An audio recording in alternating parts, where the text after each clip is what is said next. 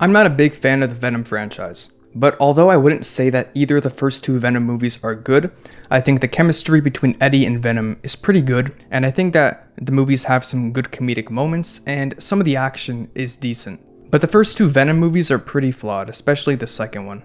They walk the line between being funny and goofy, and they don't always walk that line well. Some of the comedic moments work, but other times those comedic moments fall flat. And sometimes the movies aren't trying to be funny, but they end up being funny anyways, which isn't a good thing. I also don't think the writing for these movies is very good, and the villains tend to lack depth, or they just tend to not be very fun to watch. So going into Venom: The Last Dance, I can't say that I was very excited, and after watching the movie, I can now say that it's not a good movie. Venom: The Last Dance is directed by Kelly Marcel, and it follows Eddie and Venom as their trip home gets derailed when they're attacked by aliens sent by Venom's creator, Null. And they're also targeted by the military.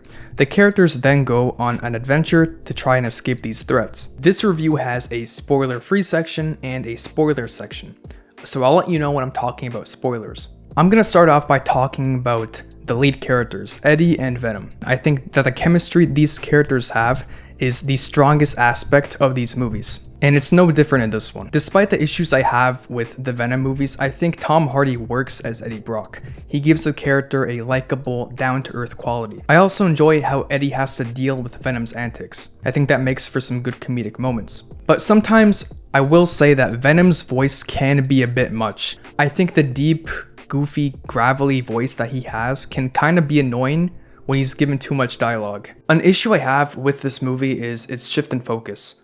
Parts of it are action heavy and focus on the military, but at some point, it kind of feels like a road trip movie.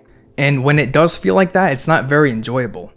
Some of the lighthearted and more comedic elements featured in this part of the movie don't end up working for me. There's a family that Eddie and Venom run into during this part of the movie, and sure, they might have some decent moments, but while watching the movie, I didn't find them to be very interesting characters. After a while, the movie shifts back into focusing more on the action and military aspects, but the shift in focus and tone that's included in the movie definitely hurts it. The action in this movie is fine overall. I can't say that I found it to be great. Although the action in these Venom movies can be decent at certain points, I never find the style of it or the choreography to be great. And that's no different for this movie.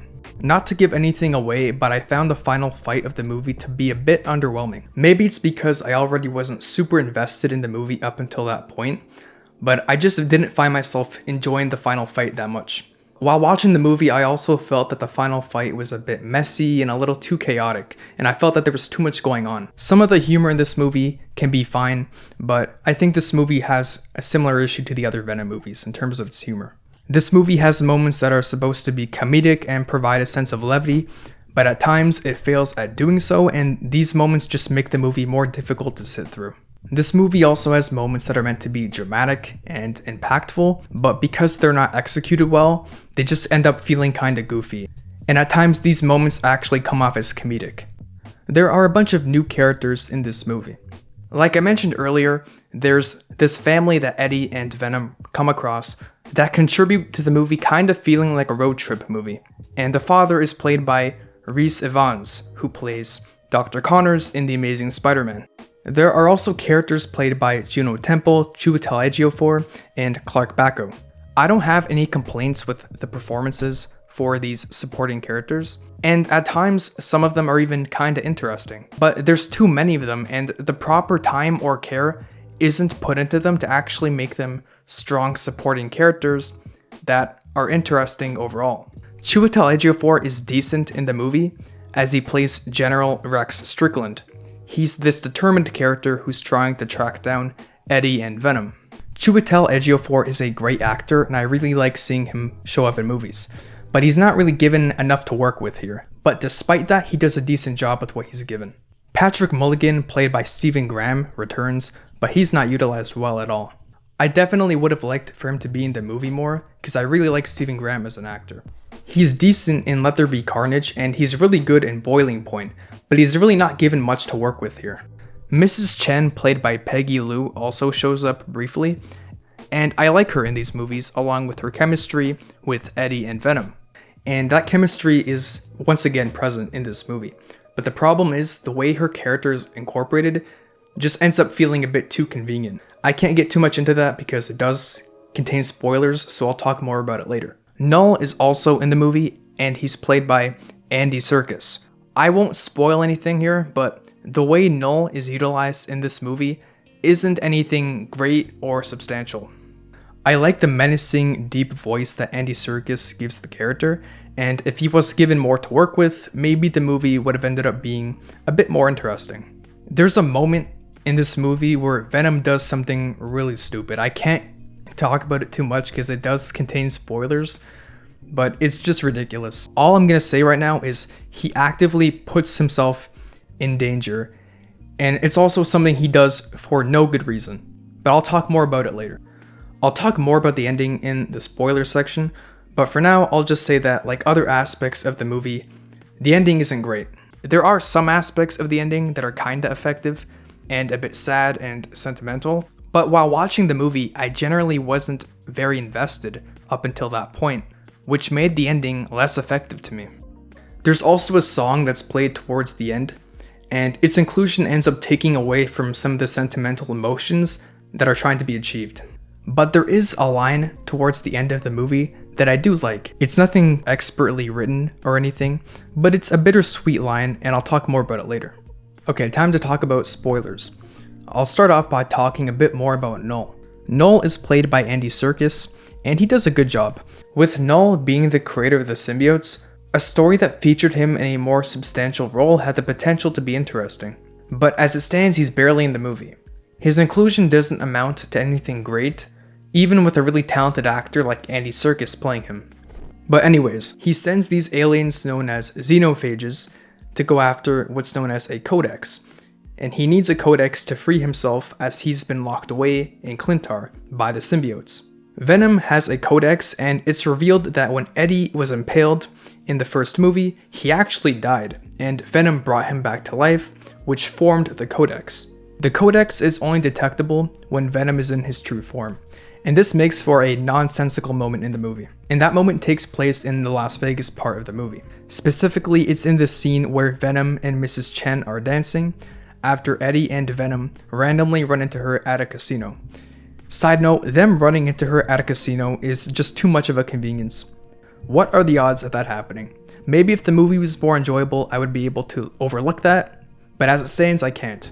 But moving on from that, in the scene where Venom and Mrs. Chen are dancing, Venom knows he isn't supposed to go in his true form, and that's because if he does go in his true form, he'll end up being detectable. But he goes in his true form anyways. It's ridiculous, and it just makes no sense. I do have some additional thoughts about some of the supporting characters and how they're incorporated into the movie and how they're not always utilized well. Like I mentioned before, there are some supporting characters in this movie that don't entirely work for me.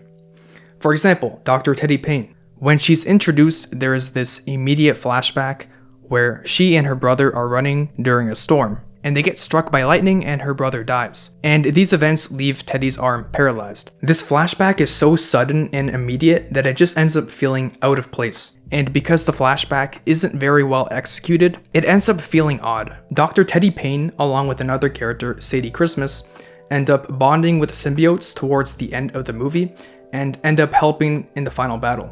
The problem is these characters aren't given the proper development or interesting enough stories to make these moments have a lot of impact or payoff. Another way in which the supporting characters aren't really utilized well in the movie is how Martin and his family show up at Area 51 during the final battle of the movie, and it keeps cutting to them when the final battle is taking place, and it just ends up taking me out of the movie. I don't dislike any of these side characters, but there's so many of them, and they aren't given the proper time or development.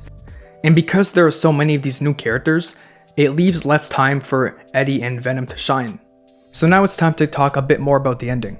Venom ends up sacrificing himself so that Eddie can live. He holds off the xenophages as they, along with himself, are sprayed with some kind of acid, and the xenophages die, and Venom seemingly dies as well. Later, after a time jump, Eddie is finally visiting New York, as it's a place that Venom and himself talked about visiting. Then there's this montage of Eddie and Venom that's included, as Eddie is walking through the city. And the song during the montage is Memories by Maroon 5.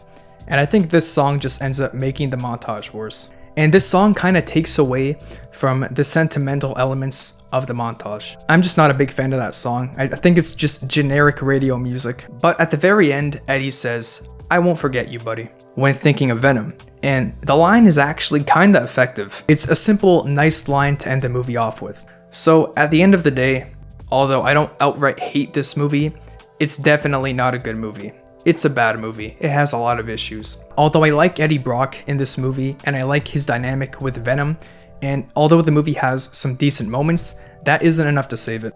I can't say that I'm truly a fan of any of the Venom movies, so if this is the last one, I'd be okay with that. So let me know your thoughts on Venom: The Last Dance in the comment section. Maybe you like the movie a lot more than I do, and if you do, that's cool.